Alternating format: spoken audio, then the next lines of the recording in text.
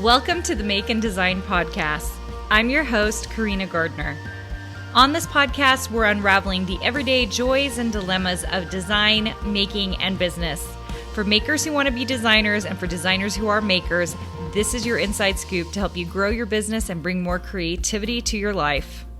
Hey guys, today we are going to talk about products because, well, we're designers and the number one thing we should be doing is obsessing over product. So here's the deal. What I am seeing, I work with a lot of new designers and I've been friends with designers who've been designers for years and years and years, okay? And I see a huge gap and many new designers don't know how to get to where a designer who is seasoned and experienced is. And so I thought I would talk a little bit about one of the things that I'm constantly seeing, and based on the way I talk about, especially in my design program, about how we should do things. I'm hoping this helps you understand better why we should be obsessing about product, okay? I talked a little tiny bit about this when I was talking about reinvention a few podcast episodes back, so you can go check that out if you want to see it. And by the way, if you are on my podcast, which thank you for being here, I would love for you to leave me a review. It helps keep this podcast running and lets other people know about it, especially those that are really looking forward to becoming designers. But I am currently on a chalkboard on YouTube. So if you want to come over there, you're visual because, you know, you're a designer, then come on over. It's youtube.com/Carina Gardner. And you're going to see all kinds of things there. You're going to see all of my tutorials. You're going to see our new Garden Hill series, which is seriously meant to be so fun, you guys. I show you how I design wallpaper. Anyway, come on over and check it out. I think you'll love it, okay? Make sure to subscribe, because that really helps us continue to produce really great videos for you guys. Okay, I'm at the chalkboard today because I want to talk to you guys about obsessing over product, okay? At the very beginning of your design journey, okay? So we're gonna make a dot here. This is the very beginning of my design journey. I don't understand or know anything about design, okay? So like everybody starts at the exact same square. I don't care how artistic you are, how amazing of a painter you are. In the design world, you still start at square one because we all have to understand and learn software, how to digitize everything. I mean, there's this whole tech stack of things we have to understand. That means that we all start at square one together, okay? So we're all here in our dot together, okay? And then what I see happening is I see lots of designers come to my boot camp. If you have not come to a boot camp, you totally sure it should. They're pretty inexpensive and they're meant to kind of kick people off to know what they need to do in order to get sales, okay? That's just at carinagardnercourses.com/design boot camp if you're looking for that, okay? So we're kind of all on the same journey. So we kind of start going, all right? So it's just kind of the same linear line, okay? We all have to learn the same things. We're trying to understand software and all of that stuff. What I see is over months and months of time, most designers kind of keep this linear line, okay? Since we're all starting at the beginning, guess what happens? In the first little bit, and I would say, we're going to say definitely the first 3 months, but I would say also up until the first year, your stuff is just kind of so-so. Why? Because we're new at it, okay? And I see a lot of designers judging themselves for this. Do not judge yourself for this. This first year is our learning year. We're trying to figure things out, okay? And when you don't have, especially if you're not doing an educational program of any sort, or you're trying to do it on your own, this line is like flat and it might even go down a little bit. Like your stuff is kind of like, so-so, okay? That is understandable. We're all at the same place at the beginning trying to figure this out. This for me is, my master's degree was in design. So this for me was the first year of my master's degree. I had to take core classes. Like I had to take a typography class. I ended up being the typography teacher at the University of Minnesota, or the Arts Institute, both I think.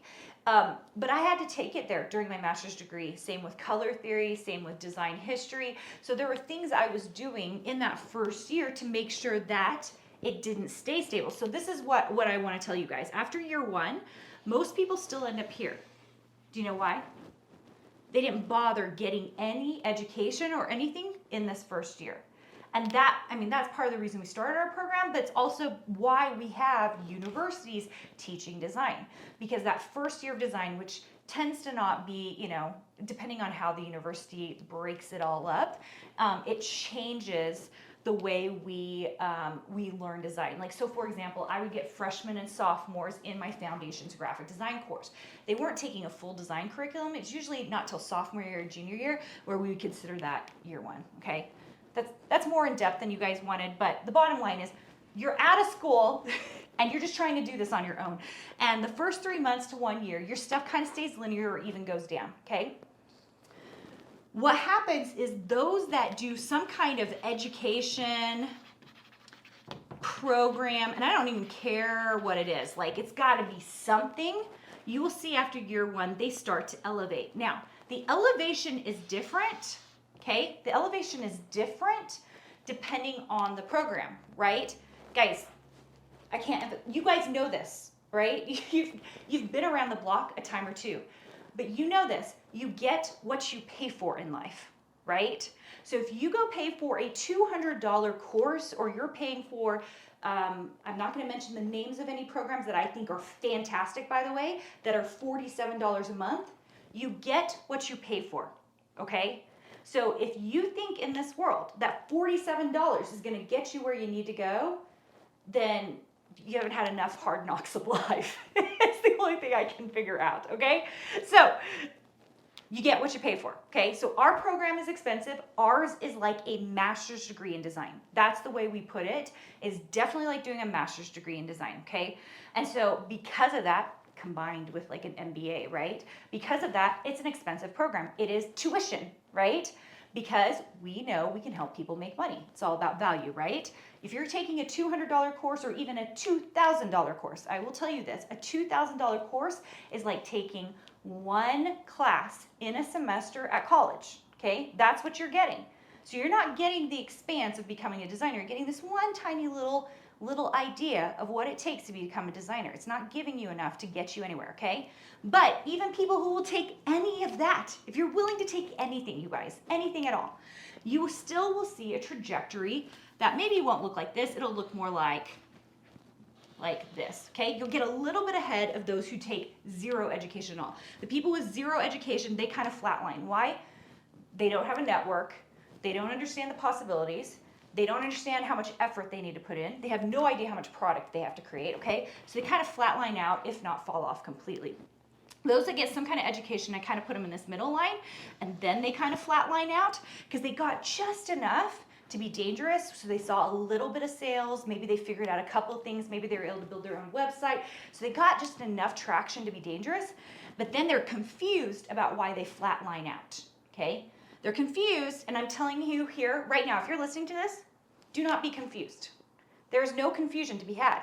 The reason you're flatlined out is because you didn't actually get enough education in the sales department in particular. That's the one we see that lacks the most out there.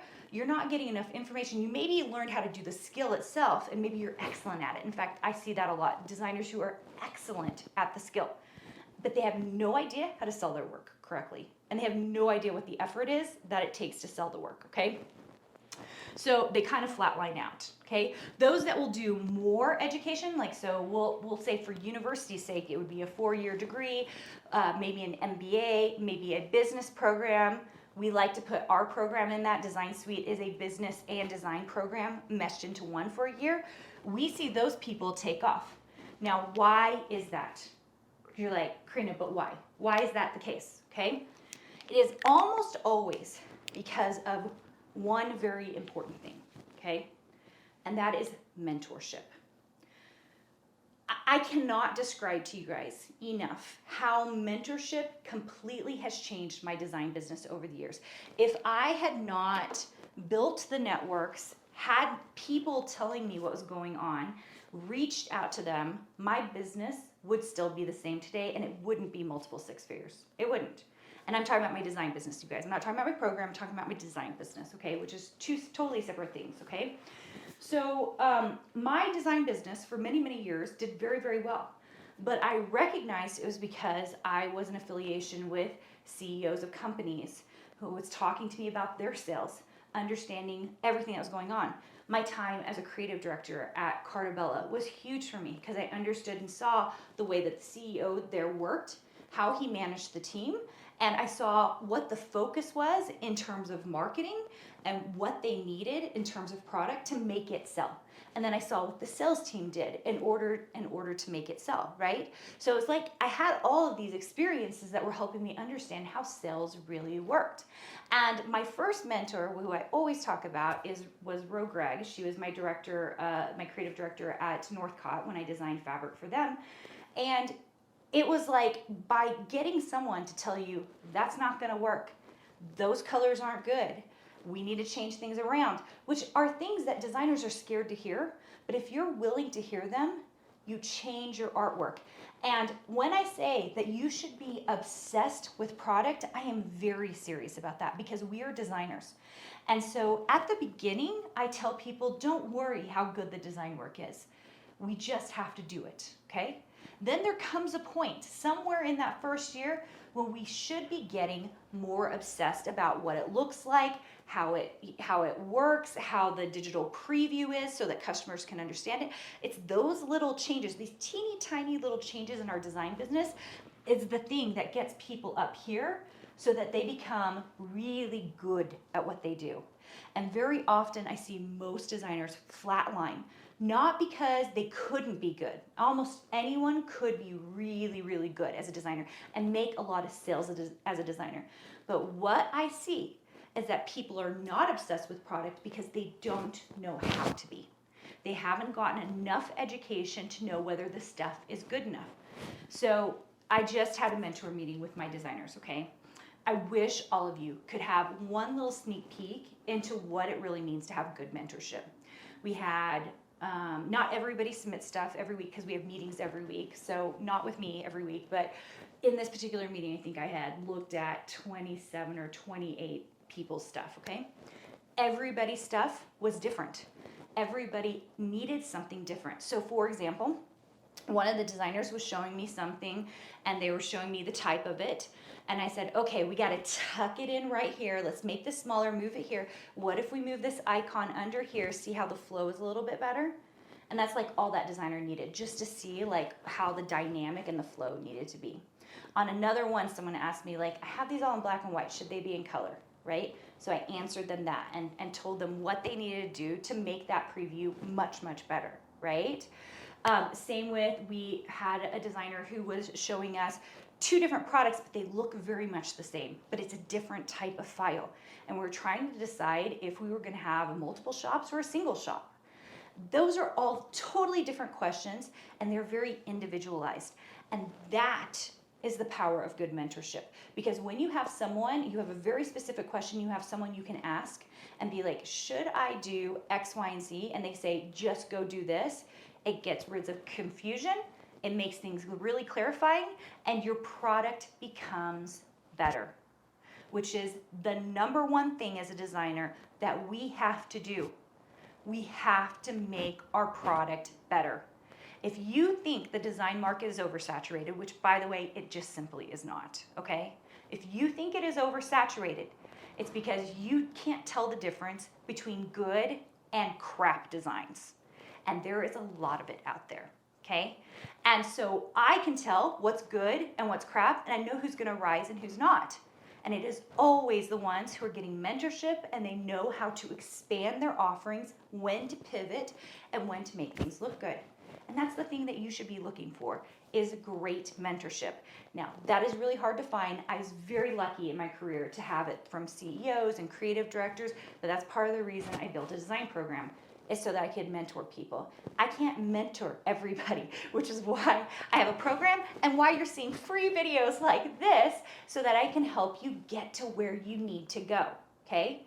But the key is the more one-on-one mentorship from, I would say one-on-one, but we do have a group program, but like someone actually looking at your stuff and going, that's how you need to fix it. That's what you need to do. This is, I need you to go sell it now, which all my designers will tell you I say a lot of. Go sell it now. That is key. That is the key to success, and people don't realize it. They don't want to pay for it, which is why you end up here, down here at the bottom, instead of elevating. And that's it. That's it. Hopefully this was helpful. Hopefully it helped you understand a little bit more also about our education system. As someone who was a university professor, I have a Ph.D. in design, understand, all the things that go into getting an education. When I taught at a university, I was teaching only design, okay? That was it. I didn't teach any business. It took like the hard knocks of life and experience and being a creative director at a company and then working with companies for me to understand how business worked and how sales worked, okay? It takes time and experience. And if you need to get your foot in the door, very often it's because you need a little education to get you to that next level. Hope this helped. I hope you enjoyed it. Please, please, please, if you're on the YouTube channel, please subscribe to the channel. It helps me create great content for you guys and continue to do so. And if you're on the podcast, will you please leave me a review? Your reviews are gold to me. They really help let other people find out more about design. And especially if you know somebody, maybe you aren't even necessarily wanting to be a designer. We have lots of people watching this that have, they are in creative careers, which I really appreciate. One of the things that we love is you passing on the love and letting people know that they can learn more about becoming a profitable designer on this channel. All right? Thanks so much, you guys. Hey, did you know that you can visit me at makeanddesign.com to learn more about this podcast and join my VIP group for weekly freebies? I can't wait to see you there.